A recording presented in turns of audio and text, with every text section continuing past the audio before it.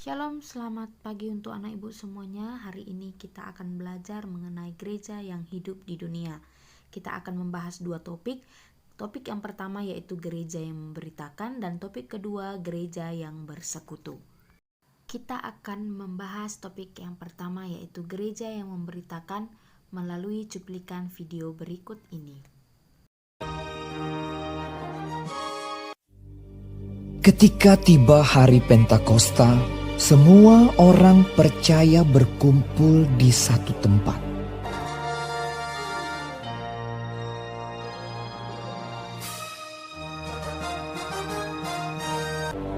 Tiba-tiba turunlah dari langit suatu bunyi seperti tiupan angin keras yang memenuhi seluruh rumah di mana mereka duduk.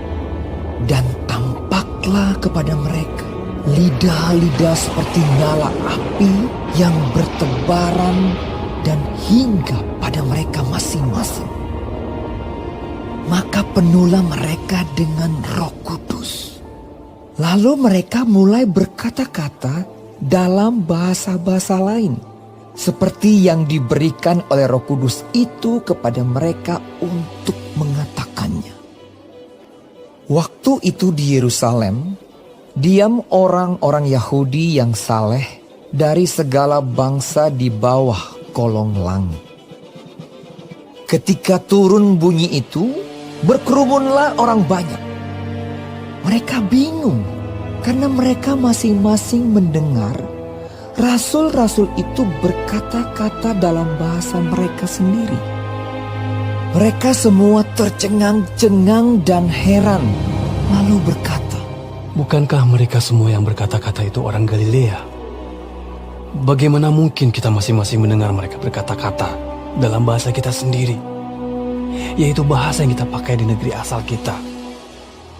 Kita orang Partia, Media, Elam, penduduk Mesopotamia, Yudea dan Kapadokia, Pontus dan Asia, Frigia dan Pamfilia, Mesir dan daerah-daerah Libya yang berdekatan dengan Kirene, pendatang-pendatang dari Roma, baik orang Yahudi maupun penganut agama Yahudi, orang Kreta dan orang Arab.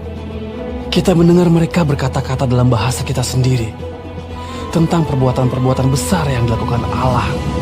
Mereka semuanya tercengang-cengang dan sangat termangu-mangu sambil berkata seorang kepada yang lain, "Apakah artinya ini?" Tetapi orang lain menyindir. Mereka sedang mabuk oleh anggur manis. Maka bangkitlah Petrus berdiri dengan ke-11 rasul itu, dan dengan suara nyaring ia berkata kepada mereka, "Hai kamu orang Yahudi, dan kamu semua yang tinggal di Yerusalem, ketahuilah dan camkanlah perkataanku ini. Orang-orang ini tidak mabuk seperti yang kamu sangka, karena hari baru pukul 9. Tetapi itulah yang difirmankan Allah dengan perantaraan Nabi Yoel. Akan terjadi pada hari-hari terakhir. Demikianlah firman Allah, bahwa aku akan mencurahkan rohku ke atas semua manusia. Hai orang-orang Israel, dengarlah perkataan ini. Yang aku maksudkan ialah Yesus dari Nazaret, seorang yang telah ditentukan Allah dan yang dinyatakan kepadamu dengan kekuatan-kekuatan dan mujizat-mujizat dan tanda-tanda yang dilakukan oleh Allah dengan perantaraan Dia di tengah-tengah kamu, seperti yang kamu tahu. Dia yang diserahkan Allah menurut maksud dan rencananya telah kamu salibkan dan kamu bunuh oleh tangan bangsa-bangsa durhaka. Tetapi Allah membangkitkan dia dengan melepaskan dia dari sengsara maut, karena tidak mungkin ia tetap berada dalam kuasa maut itu."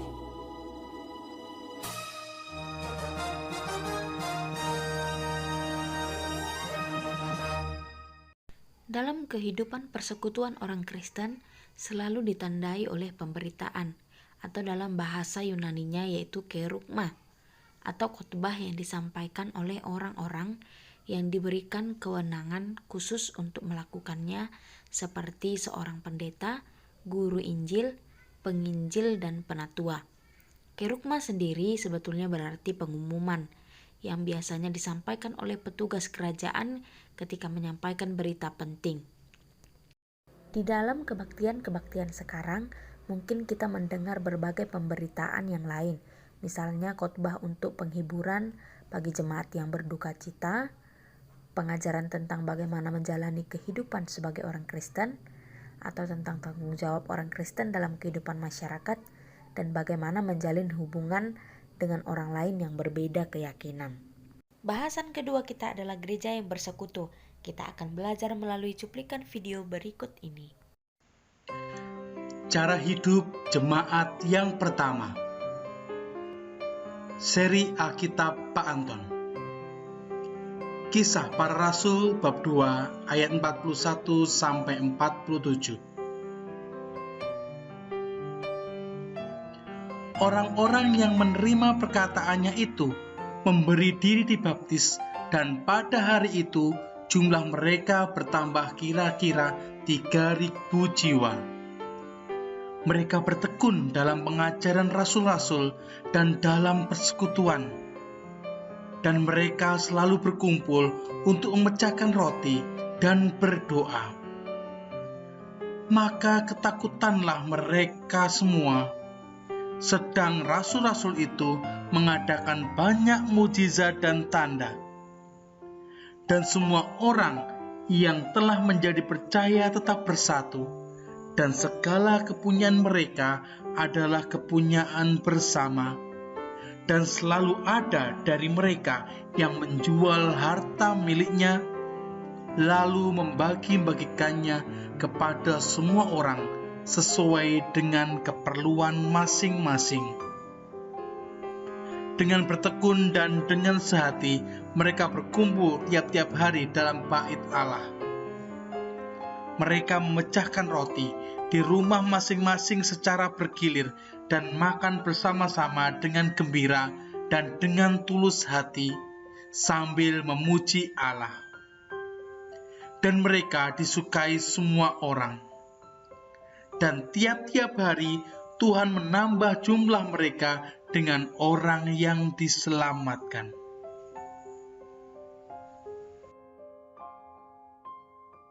Pada awalnya, orang Kristen merayakan Sabat, namun lama-kelamaan hari Minggu menjadi acara yang paling utama dan penting.